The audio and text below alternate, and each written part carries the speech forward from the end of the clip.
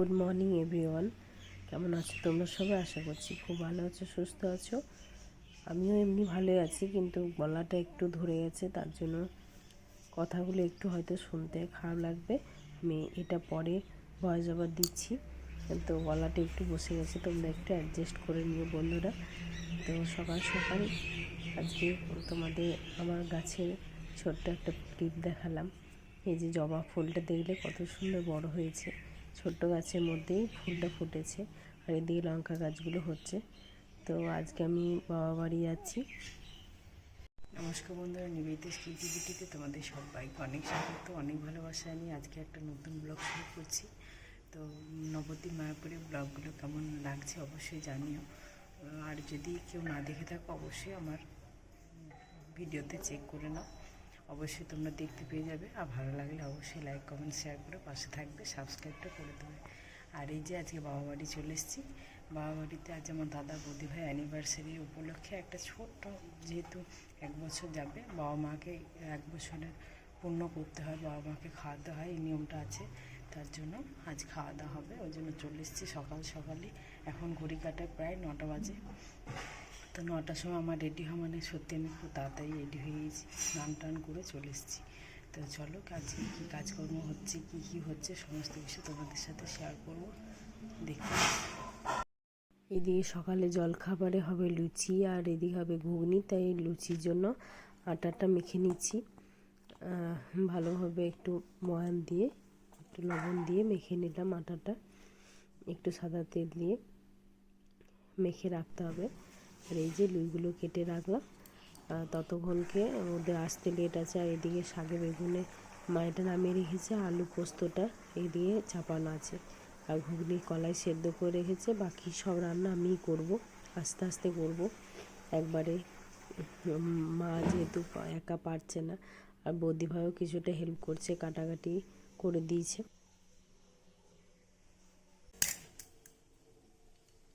দেখবে মশলা বেটে রাখা থাকলে, সবজি কাটিয়ে রাখা থাকলে অতটা লেট হয় না রান্নার ক্ষেত্রে। তো এই যে আমি আদা রসুন আর একটু গোটা জিরে পেস্ট করে নিয়েছি, আর পেঁয়াজগুলো সব কুচি করে রাখা আছে। এদিকে পোস্তটা, আলুটা হচ্ছে, এদিকে পোস্তটা দিয়ে নামিয়ে দেবো, ব্যাস। পোস্তটা দিয়ে দিয়েছি, এবার নামিয়ে নেব। আর মাংসের মশলা, এদিকে ঘুগনির মশলা একবারে করে নিয়েছি। দেখলে আর হবে এঁচোড়ের তরকারি, সব একসাথেই করে নিলাম। এই মশলাটা একটু একটু ভাগ ভাগ করে করে সবে দিয়ে দেবো। এদিকে পেঁয়াজগুলো কষানো হচ্ছে, আর ঘুগনির কলাই সিটি দিয়েছিল দুটো মা, ও সেদ্ধ করে রাখা আছে। আমি মাকে বলেইছিলাম যে তুমি কেটে বেটে আমি যেয়ে পরে বাটবো মিক্সিতে, আর তুমি সবজিগুলো কেটে রাখো। আসছি, দেখো কত সুন্দর লাগছে। ঘুগনিটা করে নিয়েছি, তাড়াতাড়ি পোস্তটা হয়ে গেল।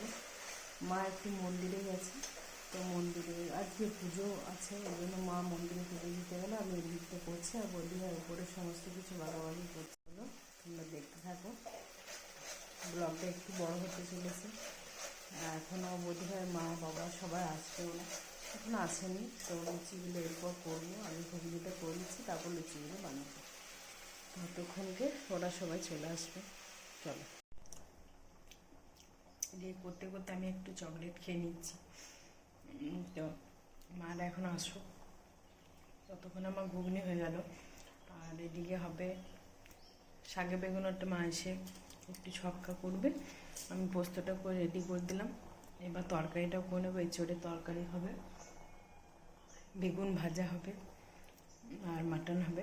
তো সব আস্তে আস্তে করবো, আগে লুচিটা করে নিই, তারপর সব আস্তে আস্তে করবো। আর এদিকে দেখো পাতাটা কেটে, ধনে পাতাটা কেটে নিয়েছি, এবার ঘুগনিতে একটু দিয়ে দেবো, দিয়ে দিলাম।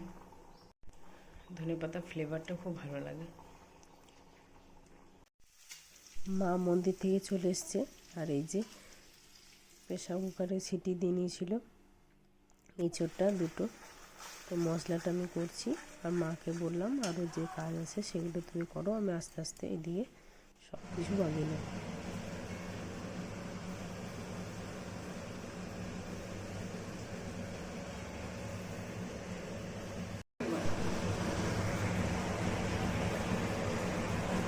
এখন দাঁড়া চলবো না, লুচিগুলো ভাজা চলছে, লুচিগুলো ঘুরিয়ে হয়ে গেছে, লুচিটা ঘুরিয়ে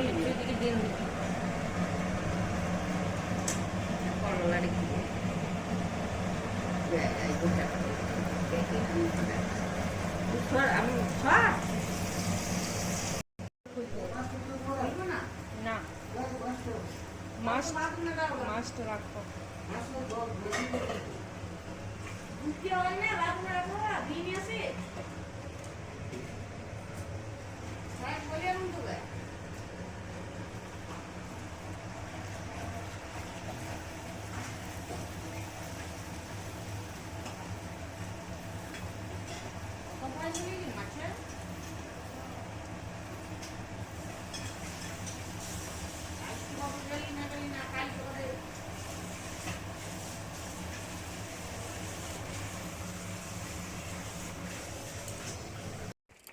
ওদিকে মাছটা হবে, তাই মাকে বললাম একটু এগিয়ে রাখতে। আমি ততক্ষণ আমাদের এখানে কালী মন্দিরে পুজো আছে, তাই কালী মন্দিরে প্রণাম করতে চলে গেলাম বাবার সাথে।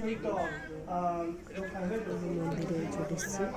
এখানে মায়ের মন্দিরে আমাদের আজকে পুজো নয়, এই পুজোটা চৈত্র মাসে হয়। তো মায়ের এখানে সমস্ত কিছু পুজোর আগেই হঠাৎ একদিন সবাই বলছে রাত্রে সব পুড়ে গেছিলো, মালা, মায়ের চাঁদমালা, প্রদীপ সমস্ত কিছু পুড়ে ছাই হয়ে গেছিলো। আবার নতুন করে মাকে সাজসজ্জায় সজ্জিত করে আবার নতুন করে পুজো করা হচ্ছে এখানে। তো এখানকার মা আমাদের খুব জাগ্রত। তো হয়তো কিছু অত্রুটি হয়েছে, সবার গ্রামেই হতে পারে। আবার সেটাকে ভালোভাবে ঠাকুরমশাইরা ভালোভাবে পুজো করছে। তো মা সবাইকে ভালো রাখুক, এটাই চাই, এটাই কামনা করি। সবাই ভালো থাকো, সুস্থ থাকো। তো মন্দির থেকে এই যে মন্দিরে এখানে ভোগ প্রসাদ হচ্ছে, ভোগ প্রসাদ বানানো হচ্ছে, পায়েস হবে। তো আমার অতক্ষণ মন্দিরে এবার যজ্ঞটা শুরু হবে, কিন্তু অতক্ষণ যেহেতু বাড়িতে সবাই আসবে, মায়ের মন্দির সেটা, তাই যাবে না। যদি ওদিকটা না থাকতো তাহলে এখানে থাকা যেত, কারণ পুজো শেষ করে তারপর বাড়ি ফিরতাম।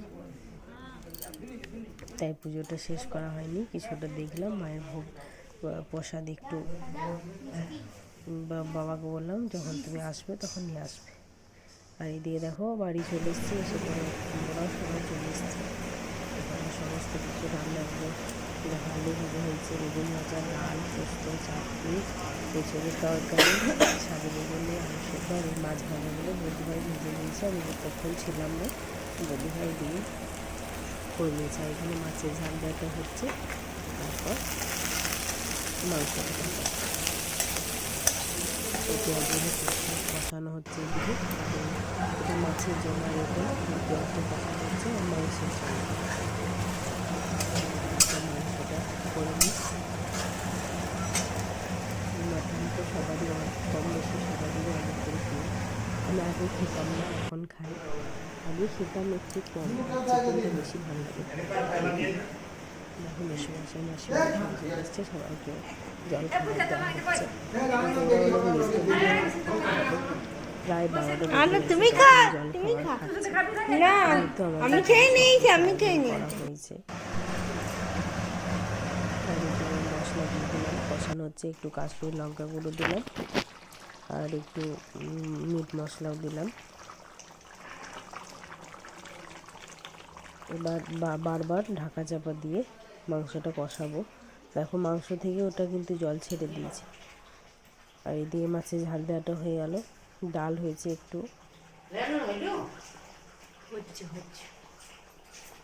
তো বন্ধুরা, রান্নাগুলো কেমন লাগলো অবশ্যই জানিও, আজকে ভিডিওটা কেমন লাগলো অবশ্যই জানিও। এটা মায়ের ভোগ প্রসাদ। তাহলে এবার আসছি অন্য কোনো ভিডিও নিয়ে। ধন্যবাদ সবাইকে, লাভ ইউ অল, টাটা।